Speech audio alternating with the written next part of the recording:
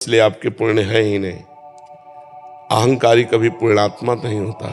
जैसे हमने आपको पानी पिलाया और मैंने 4 लोगों को बता दिया कि बहुत प्यासा था, मैंने पानी पिलाया, कुछ नहीं बचा, ऐसे आपके मुख से निकला मैं बहुत पुण्यात्मा हूं, ऐसा नहीं।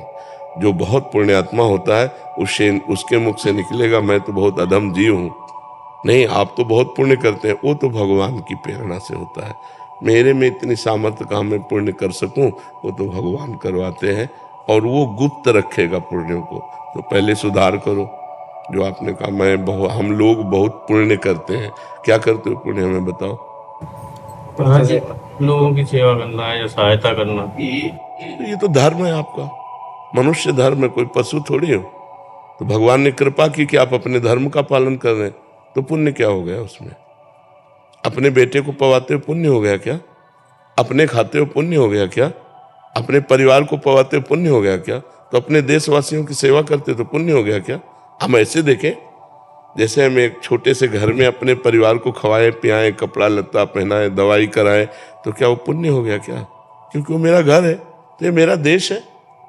उदार चरितानम वसुधैव कुटुंबकम। हम थोड़ा अपने परिवार का बड़ा स्वरूप ले लेते हैं, पूरा भारत पूरा विश्व मेरा परिवार है, तो हम विश्व की सेवा कर रहे हैं, तो हम अपने धर्म का पालन कर रहे हैं, क्योंकि हम मनुष्य है, मनुष्य धर्म है परहित करना दूसरे का। तो हमें अहंकार भी नहीं आएगा और हमारा हृदय भी पवित्र हो जाएगा। और जो हमें दुख मिलता है वो हमारे पाप कर्म का फल होता है। जैसे अभी आप संभाल के चल रहे हो, लेकिन पीछे आपने इसी जन्म में देखो कि आपसे पाप नहीं हुए, कि आपसे गलती नहीं हुई। आप इसी जन्म के जज बन जाओ और उस गलती का परिणाम राष्ट्रीय कानून से आप लो, तो देखो आपको कितना भारी दंड मिले। जब वो दंड नहीं मिला तो भागवतिक कानून से दंड मिलेगा। फिर इस जन्म का तो अभी कुछ मिलेगा ही नहीं, ये तो पूर्व जन्म का है। आपके पूर्व पुण्यों से आपकी सद्बुद्धि है और पूर्व पापों से दुख बुद्धि है। तो हमको चाहिए कि अभी जो हमारी नई खेती है बहुत अच्छी फसल तैयार कर लें, पीछे जो हमने बोया है उसे हम भोग लेते हैं, आगे चलकर हम आनंदित हो जाएंगे। वर्तमान में भगवान का नाम जप जरूर करें, करते नाम जप। हाँ, दूसरों का परोपकार करना ये हमारा धर्म है, क्योंकि हम मनुष्य, हम पशु नहीं हैं। परहित सरिस धर्म नहीं भाई। दूसरे को सुख पहुंचाना, कोई बीमार है, कोई एक्सीडेंट से परेशान स्थिति में है तो हम उसका सहयोग कर देते हैं, ये हमारा धर्म है, ये हमारा कर्तव्य है। जैसे हम अपने परिवार की सेवा करते हैं ऐसे हम अपने देश की सेवा करते हैं, तो हमें ये गर्व नहीं आएगा कि हम लोग बहुत पुण्य करते हैं। ठीक है ना? हाँ, ऐसे शब्दों से अहम पुष्ट होता है और पुण्य नष्ट होते हैं। जी। अजय मिश्रा जी, पूना, महाराष्ट्र से। राधे राधे। राधे राधे महाराज जी। गुरुदेव, मैं सभी देवताओं की पूजा करता हूँ, परंतु मेरी श्री राम जी में श्रद्धा है। मैं श्री राम जी के प्रति एकनिष्ठ होना चाहता हूँ, परंतु दूसरे देवताओं की पूजा ना करने में मन में अपराध का भाव आता है महाराज जी। ऐसे में डाल, शाखा, पत्ते, पुष्प, फल, इनकी अलग अलग पूजा करने से वृक्ष को सुख मिलेगा या मूल में जल डाल देने से? मूल में। तो ऊर्ध्व मूल मधा शाखा मश्रुत्थम प्राहुरभ्यम, भगवान ने गीता में 15वें अध्याय में कहा मैं सबका मूल हूँ, भगवान से ही सब है। जा पर कृपा राम की हुई, ता पर कृपा करे सब कोई। यदि हम भगवान की आराधना करते हैं तो भगवान में असंख्य ब्रह्मांड समस्त देवी देवता सब वास करते हैं, सबकी पूजा हो जाती है।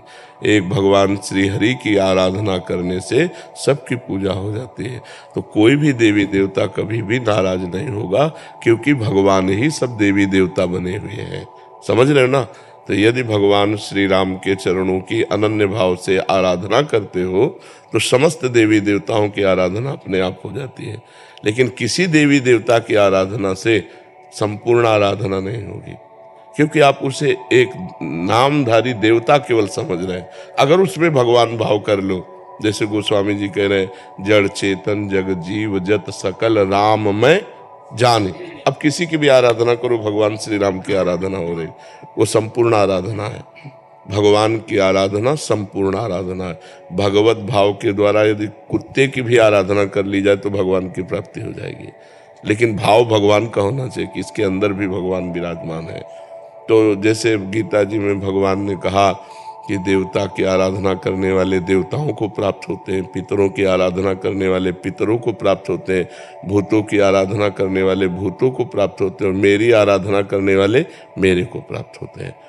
तो फिर सब में भगवान है, तो उनकी आराधना से भगवान को क्यों नहीं प्राप्त हुए? क्योंकि उन्होंने भगवत भाव नहीं किया। पितरों में पितर भाव किया, देवी देवताओं में देवताओं का भाव किया। तो हमें चाहिए कि हम जैसे गोस्वामी तुलसीदास जी ने सबकी वंदना की है विनय पत्रिका में, लेकिन सबसे यही मांगा कि सिया राम के चरणों में प्रेम हो। अगर हम किसी देवी देवता की आराधना करें भी तो हम उन्हें भगवान के भाव से देखें कि भगवान इस देवी के रूप में, इस देवता के रूप में है, और उनसे वरदान यही मांगे कि हमारे इष्ट में हमें प्रीति प्राप्त हो। जिनको हमने इष्ट माना, राम श्याम शिव जो भी, उनमें हमारी प्रीति प्राप्त हो, कोई अपराध नहीं है। देवता स्वार्थी थोड़ी है। भगवान श्री राम की पूजा करने से समस्त ब्रह्मांडों की पूजा हो गई, क्योंकि भगवान ही सब रूपों में विराजमान है। जी सुदेश जी दिल्ली से। श्री हरिवंश महाराज जी, कर्म और भक्ति के बीच संतुलन कैसे बनाए? कर्म ही भक्ति है। जो कर्म भगवान के लिए किया जाता है वो भक्ति है, और जो कर्म भगवान से विमुख करने वाला होता है वही बंधन का कारक है। जैसे अपने पति से प्यार करना धर्म है, लेकिन पर पुरुषों की तरफ दृष्टि रखना अधर्म है। अपनी पत्नी से प्यार करना धर्म है, लेकिन पराई स्त्रियों की तरफ गंदी दृष्टि रखना अधर्म है। अपनी कमाई का धन धर्म है, दूसरे की कमाई का हड़पना अधर्म है। ऐसे हम जब देखते हैं तो जो कर्म धर्म युक्त है, जो कर्म भगवान की आज्ञा से किया जाता है वो भक्ति युक्त है, और जो कर्म भगवान से विमुख है, अधर्म है, वो भक्ति विमुख है। भक्ति युक्त और भक्ति विमुख, तो भक्ति विमुख कर्मों का त्याग कर दें और भक्ति युक्त कर्मों को करें। आपका क्या आंतरिक भाव है इस प्रश्न का?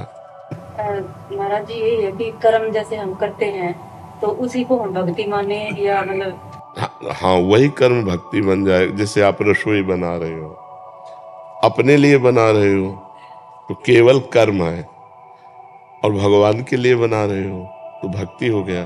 सुंदर भोग बनाया, भगवान को अर्पित किया, पा लिया, ये भक्ति हो गई।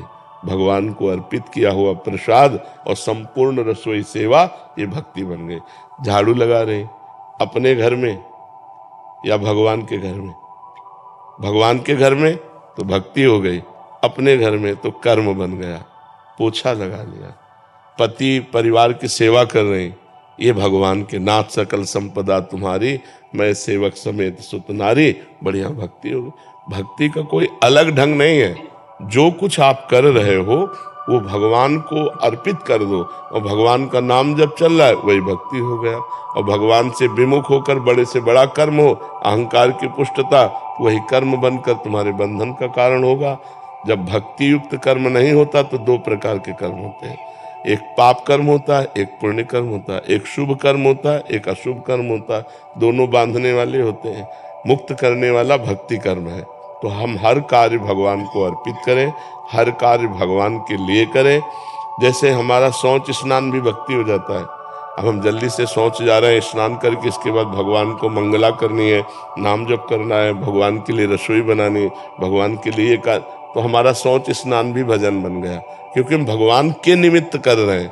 और अपने मनोरंजन के लिए नहाना और श्रृंगार करना वो कर्म बन गया, और वो भक्ति कर्म बन गया। तो समझ पा रहे हैं आप जी? अंतिमा पटेल जी, मध्य प्रदेश से। महाराज जी, आपके चरणों में कोटि कोटि प्रणाम। गुरुदेव भगवान, भाव कुभाव अनक आलसहूं को मानकर नाम जप एवं इष्ट पूजन कर रही हूँ, किंतु मन में पुनः एक भाव आता है कि भाव बिन सुनी पुकारें, मैं कभी सुनता नहीं। तो प्रभु, यदि मैं मन में कभी भाव न बन पाए तो क्या मुझे भगवत प्राप्ति होगी? हो जाएगी, क्योंकि वस्तु शक्ति अपना प्रभाव दिखाती है, भाव की अपेक्षा नहीं रखती।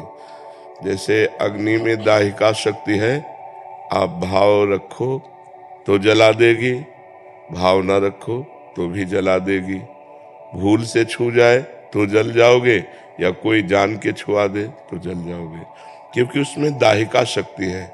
ऐसे नाम में तारण शक्ति है। समस्त पाप का नाश करके भगवत प्राप्ति कराने की सामर्थ्य नाम में है। जो सीधा राम नहीं श्रद्धा से बोल पाते थे, मरा मरा बोले, वो भगवान के लीला चरित्र के रचयिता बन गए, वो ब्रह्म ऋषि बन गए। तो हमें नाम पर कभी अविश्वास नहीं करना चाहिए। जिस नाम को अपने पुत्र के मिश बुलाया नारायण, और अंतिम समय नारायण नाम निकलने के कारण उनको परम पद की प्राप्ति हुई। उन्होंने नारायण को नहीं पुकारा, अपने पुत्र को पुकारा आजा मिलने। तो अगर हम भगवान को जान करके राम राम हरि हरि कृष्ण कृष्ण राधा राधा बोल रहे, भले हमारा भाव न लगे, पर हमारी जिह्वा के अग्रभाग पर भगवान का नाम विराजमान है, तो अहो वत्सोपशतो गरीयान यज् जिह्वाग्रे वर्तते नाम तुभ्यम।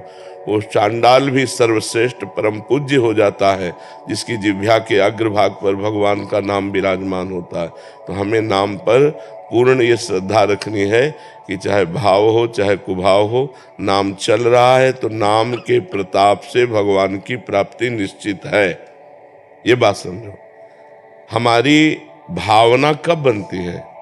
जब हमारे हृदय की मलिनता नष्ट हो जाती है।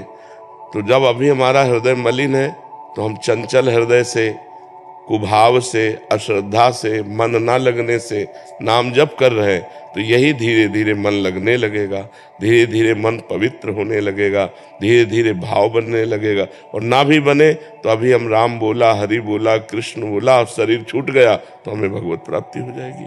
अंतःमति सोगति, हमें बिल्कुल संशय नहीं करना चाहिए इसमें। मयंक सिंह जी।